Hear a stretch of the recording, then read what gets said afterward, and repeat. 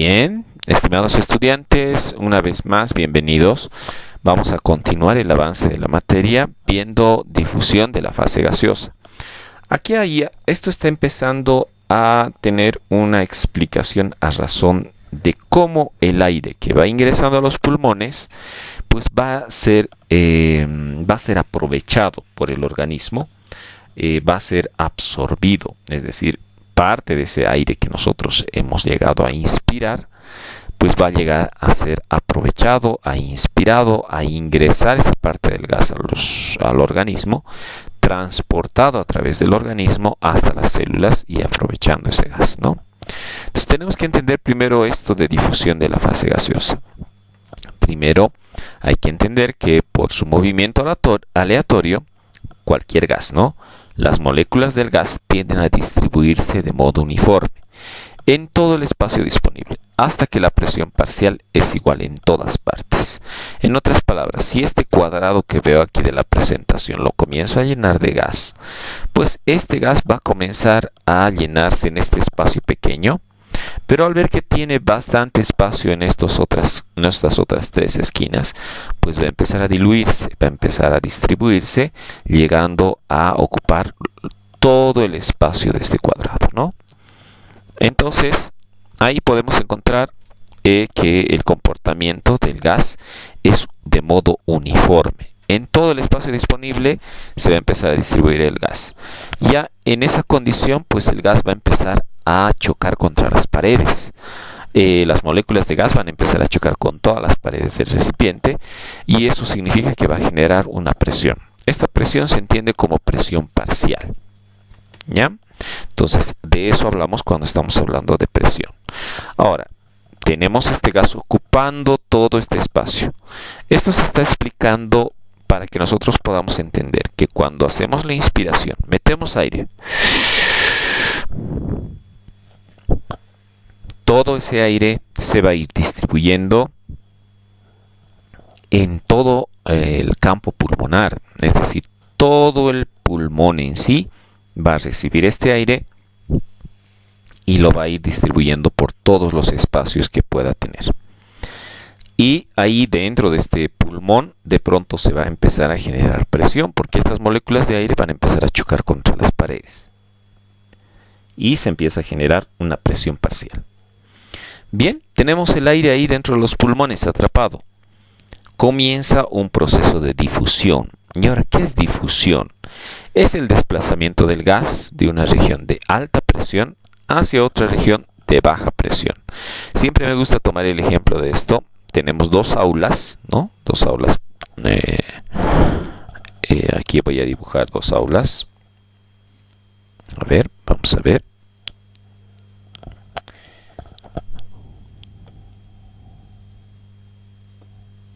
Tenemos dos aulas.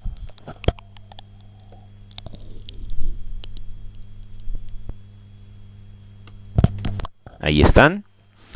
Esta primera aula pues la vamos a llenar de una cantidad enorme de gas. Bueno, en este caso, para el ejemplo, solo utilizamos alumnos.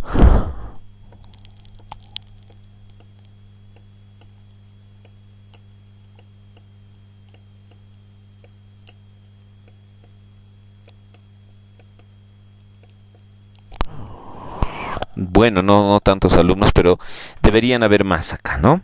Esta zona de esta aula pues está con alta presión. ¿Por qué? Porque prácticamente en esta aula saturada, donde no teníamos mucho espacio, han entrado una gran cantidad de estudiantes.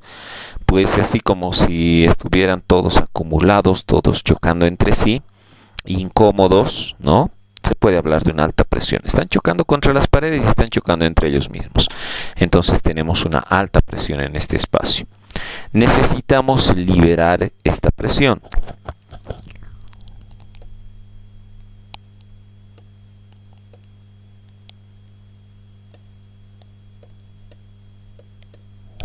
Como pueden ver, aquí hay un pequeño pasillo con una puerta que comunica a otra aula.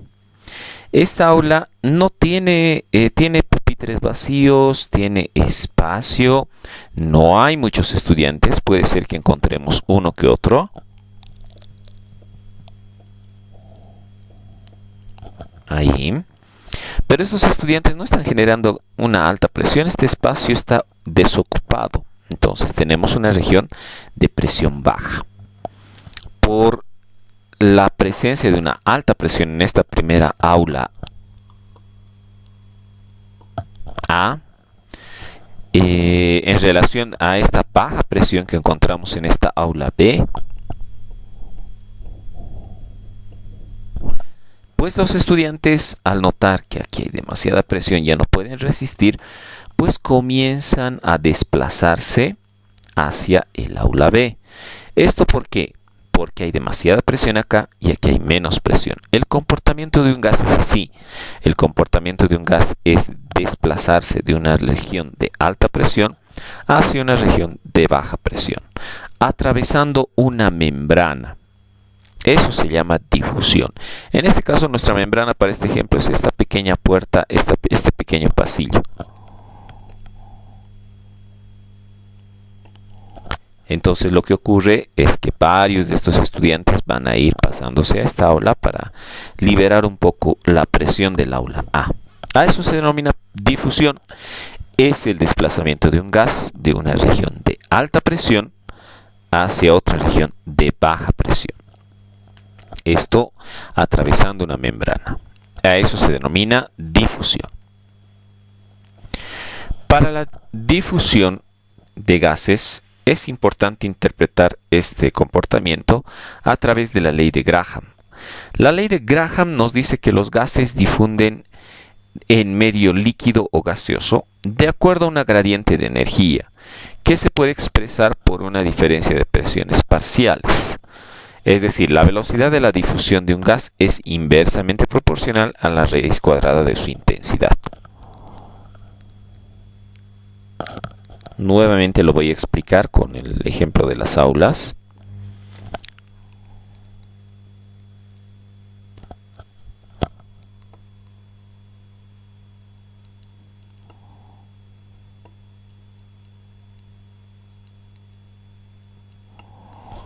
Pero en estas aulas voy a dibujar otra cosa. Bien, acá los gases, como cualquier sustancia, van a tener una carga eléctrica, por ejemplo. Es decir, vamos a tener una carga eléctrica negativa.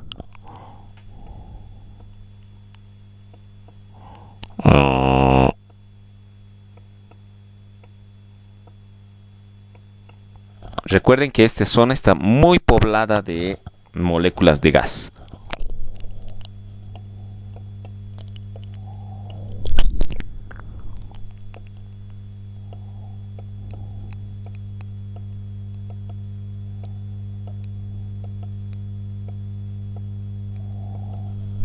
Bien, digamos que esta es la cantidad, pero debe haber más moléculas de gas. Aquí nos está diciendo la ley de Graham que los gases van a difundir a un espacio menos concentrado, pero esto gracias a una gradiente de energía.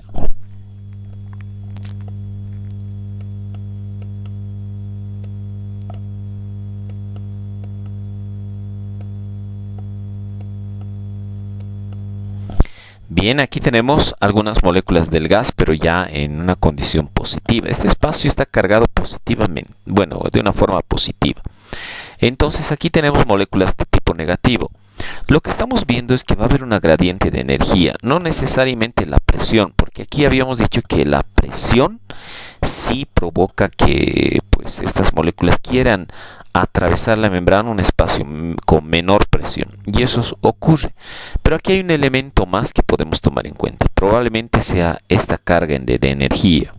Además de la presión, que sí es importante y sí es un factor, además de esta presión, también la energía, es decir, el paso de energía, la diferencia de energía, juega un papel importante para que estas moléculas pasen de este espacio bastante concentrado a un espacio menos concentrado. La velocidad de este paso, de este gas, es inversamente proporcional a la raíz cuadrada de la intensidad. Cuanto más presión hay, pues más rápido difunde un gas. Cuantas más moléculas de carga negativa hay acá, más rápido también difunde el gas si tenemos cargas positivas de este lado. Entonces, todo depende de la intensidad de la presión y de la carga. Entonces, la ley de Graham nos dice que debe haber una gradiente de energía, es decir, un incentivo además de la presión. La presión ya es un incentivo, ya es una gradiente de presión, la diferencia de presión. Pero podemos encontrar otros tipos de gradientes, por ejemplo, de energía. Aquí en el ejemplo del aula podríamos mencionar el aula A está llena de estudiantes varones. Y en el aula B, pues tenemos estudiantes ya menos cantidad, pero son estudiantes chicas, femenino, ¿no? Son chicas simpáticas, hermosas, bellas. Eso va a ser un incentivo más para que los estudiantes del aula A, que son todos varones, quieran pasar a través de la difusión al aula B. Entonces, estamos hablando, además de estar muy presionados acá, hay un incentivo más para que estas moléculas pasen, atraviesen la membrana a un espacio de menos presión. A eso se refiere la ley de Graham. Ok, aquí vemos esa relación. Esto, como les había dicho, también les voy a dejar un video de apoyo para hacer algo de ejercicios también y podamos comprender mejor esta ley. Bien, y para terminar esta clase de hoy, que creo que esta parte es la más importante, es el comportamiento de la inspiración y la expiración. Primero vamos a mencionar que nuestros pulmones, así como si se trataran como de cualquier recipiente, tienen volúmenes límite, ¿no? Si nosotros tenemos una botella de agua en este momento cerca de ustedes, esa botella tiene un límite y no puede sobrepasar ese límite. ¿Por qué? Porque es la máxima cantidad de líquido que puede entrar en esa botella. En los pulmones es lo mismo. El pulmón tiene la capacidad de absorber aire, pero absorber ese aire hasta cierta cantidad. Vamos a manejar esa cantidad como una tarea, porque les voy a dar tareas para investigar un poco sobre los volúmenes. Pero vamos a empezar por este volumen sencillo, que es este comportamiento. En este momento ustedes están respirando y están respirando en reposo, a menos que estén haciendo algún tipo de ejercicio.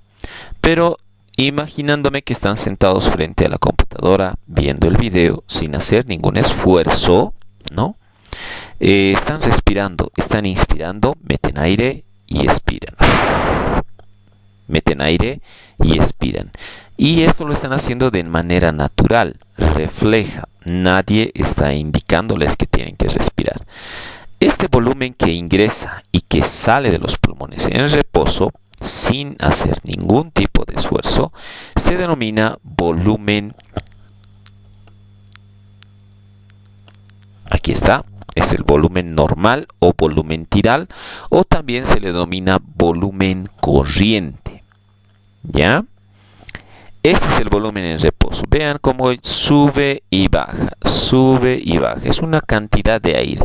O ustedes me dirán, ¿cuánto de aire es pues que respiramos así en reposo? Eso lo van a investigar ustedes. Bueno, esto les voy a dar como punto de partida, ¿no? Nosotros respiramos normalmente en el volumen corriente aproximadamente medio litro. Es decir, medio litro entra, medio litro sale. Medio litro entra, medio litro sale. Y nosotros no nos damos cuenta, estamos en reposo. Esa cantidad de aire estamos movilizando. Pero de pronto llega un punto en que yo les pido y les digo, desde su reposo, desde que están así descansando, les voy a pedir que metan aire todo lo que puedan. Entonces ustedes hacen un esfuerzo y empiezan a meter aire. Todo lo que podían. Llegan hasta este punto. Vean, han aumentado la cantidad. Ya no es solamente medio litro, ha ido aumentando a un máximo hasta este nivel. Este nivel se llama nivel inspiratorio máximo. ¿Cuánto de aire habrá ingresado? Eso lo vamos a investigar en su tarea. Les voy a dar la tarea el día viernes. ¿Cuánto de volumen? Este volumen extra que al hacer el esfuerzo de inspirar, meter aire, han logrado llegar hasta aquí, meter todo ese aire hasta no poder más, se denomina volumen de reserva inspiratorio. es esa cantidad extra que nuestros pulmones pueden llegar a inspirar. Les digo ya, está bien, suelten nomás el aire. Sueltan el aire. Y vuelven a respirar normalmente, ¿no? Vuelven a respirar con su volumen corriente. Entonces ya tenemos ahí dos tipos de volúmenes, ¿no? Nuevamente vámonos a inspirar con fuerza. Les digo ya, otra vez, vamos a hacer el mismo ejercicio. Metan aire todo lo que puedan. Llegan hasta el nivel máximo inspiratorio. Esto es lo máximo que pueden llegar. Y les digo, aguanten un momento. Y bueno, este es el volumen de reserva inspiratorio. Está acumulado acá. Y les digo ya, boten el aire. Llegan hasta su volumen corriente. Pero no se detienen aquí. Les digo ya, boten todo lo que puedan hasta que sientan que se ha vaciado el pulmón. Siguen soplando. Llegan hasta este punto. Este punto es el nivel máximo expiratorio. Es lo máximo que podemos llegar a botar voluntariamente sobre el esfuerzo. Vean, hemos aumentado una cantidad de aire eliminando. Esto se denomina volumen de reserva expiratorio. ¿Ya? Esta es esa cantidad, volumen de reserva expiratorio. A partir de aquí llegan al máximo. Ya no pueden más. Forzosamente van a empezar a aspirar. Van a empezar a inspirar, a acumular aire. Y llegan nuevamente a una posición de descanso. ¿Se dan cuenta? Tenemos aquí ya varios volúmenes para tomar en cuenta. El volumen corriente, o también volumen tidal, o el volumen normal. El volumen de reserva inspiratorio, y cuando nosotros expiramos todo lo que podemos, el volumen de reserva expiratorio. Ahí tenemos tres volúmenes ya. Y si se dan cuenta, estamos manejando grandes cantidades de ml, de litros. Hay un volumen más, es el volumen residual.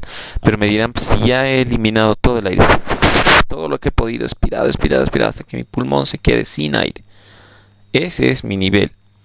No, en el pulmón todavía le queda aire. El pulmón todavía tiene una reserva de aire. ¿Por qué tiene una reserva de aire que no sale del pulmón? Que nosotros no tenemos la capacidad de eliminar. Voluntariamente no podemos eliminar este aire. Pero ¿por qué se queda con este residuo? ¿Por qué se queda con esta reserva? Para evitar que los alvéolos, que son los elementos que habíamos visto antes en anatomía del aparato respiratorio, habíamos visto los alvéolos como elementos o unidades funcionales más pequeñas, estas no colapsen, no se queden sin aire y pues empiecen a colapsar. Entonces el pulmón tiene esa pequeña reserva. Esa pequeña reserva se denomina volumen residual. También es una cantidad de aire y está residual, es decir, está reservada, está sobrando del pulmón. Entonces tenemos el volumen residual. Acá, si nos sumamos, de pronto vamos a notar algunas diferencias. Tenemos tres volúmenes: volumen corriente, volumen de reserva inspiratorio, volumen de reserva expiratorio e incluso el volumen residual. Ahora ustedes me dirán, capacidad. ¿Qué es capacidad? Pues es como si tuviéramos la botella. A la botella le puede entrar una cierta cantidad, volumen, ¿no?, de aire. Este es nuestro manejo de volumen. Pero haciendo referencia a una condición rígida de la botella, en el pulmón también podemos entender que tenemos una cierta capacidad, como en una botella, ¿no? Ese es nuestro límite. Vamos a tener una capacidad inspiratoria sumando el volumen corriente más el volumen de reserva inspiratoria. Ahí tenemos nuestra capacidad inspiratoria. Es todo esto que podemos subir y tomar del aire. Es nuestra capacidad inspiratoria. También tenemos una capacidad total o capacidad vital, en la que sumamos el volumen de reserva inspiratorio, el volumen corriente y además el volumen de reserva expiratorio. Entonces ahí tenemos la capacidad vital. En otras palabras, todo el aire que se está moviendo Se mueve. Inspiramos y expiramos con fuerza. Entonces todo eso es nuestra capacidad vital. Esto nos permite mantenernos con vida, el poder mover toda esa cantidad de aire. Pero podemos encontrar una capacidad más, sumando la salida de aire, es decir, el volumen de reserva expiratorio, el extra que nosotros tratamos de botar, y sumamos el volumen residual, que también se podría entender que es una cantidad de aire que estaba potencialmente para salir, para expirar. A esta capacidad, sumando el volumen de reserva expiratoria más el volumen residual, se le conoce como capacidad residual funcional. Entonces ya tenemos tres capacidades: capacidad inspiratoria, capacidad residual funcional y la capacidad vital. Nos falta algo: sumar todo. Sumar el volumen de reserva inspiratorio, el volumen corriente y el volumen de reserva expiratorio, además el volumen residual. Sumando toda esta cantidad de aire, incluso la que se mueve y la que no se mueve, llegamos a entender que el pulmón tiene una capacidad pulmonar total de todo este aire. Entonces tenemos una última capacidad, que es pues la capacidad pulmonar total. Bien, en pocas palabras, tenemos 4 volúmenes: volumen de reserva inspiratorio, volumen de reserva expiratorio, volumen corriente y volumen residual. Y tenemos 4 capacidades: capacidad inspiratoria, sumando el volumen corriente y el volumen de reserva inspiratorio; la capacidad residual funcional, sumando el volumen de reserva expiratorio más el volumen residual; y la tercera, capacidad vital, que es todo el aire que se mueve: volumen de reserva inspiratorio, volumen corriente y volumen de reserva expiratorio. Esa es la capacidad vital. Y la última capacidad, la cuarta, que es la capacidad pulmonar total, la cual suma todos los volúmenes: volumen de reserva inspiratorio, volumen corriente, volumen de reserva expiratorio y el volumen residual. Entonces tenemos toda esta capacidad, ¿ya? Bien, aquí tengo los volúmenes y capacidades detallados, son los 4, y también aquí los 4. Pero creo que esto no les voy a dar porque esto quiero que lo investiguen. Lo vamos a ver el día viernes, ¿ya? Que les vaya bien, estimados estudiantes. Nos estamos viendo la siguiente clase. Un abrazo y que tengan una buena jornada. Hasta la siguiente clase.